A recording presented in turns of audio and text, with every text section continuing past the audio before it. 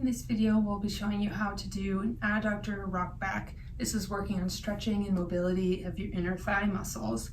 So you're going to get yourself on the ground and initially get into hands and knees position on all fours. You want your wrists just underneath your shoulders and your knee just underneath your hips. And first thing I want you to do is find a neutral flat back position. So initially start with a cat-cow. Slowly make smaller cat-cows until you find the midpoint between those where you're not arching your back, but you're also not rounding your back either. So your back should be relatively flat. Now you're going to gently engage your core through here to make sure you keep that back flat. Then prop out the leg of the side you're going to be stretching. So your leg is out to the side, straight in line with your opposite knee. In this position, you want to make sure that your hips are still square to the floor beneath you and not rotated up towards the ceiling. So make sure that your hips are still square to the floor. Now, keeping your back flat and your core gently engaged, you're going to gently start rocking back, bringing your butt towards your heels until you feel a good stretch in the inner thigh. Pause for a brief moment and then come back up.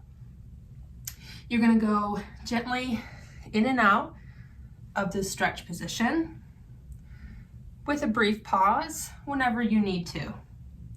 As you're going forward and backward, you should feel the stretch in slightly different areas because there's several muscles through here in several different orientations and sizes. So initially you may feel a little bit more in the front and then you may feel it more towards the back, and changing where the stretch felt is totally normal.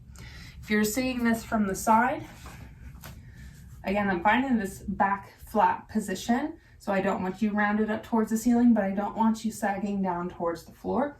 You gotta find this neutral flat back position, keeping that engaged with your core.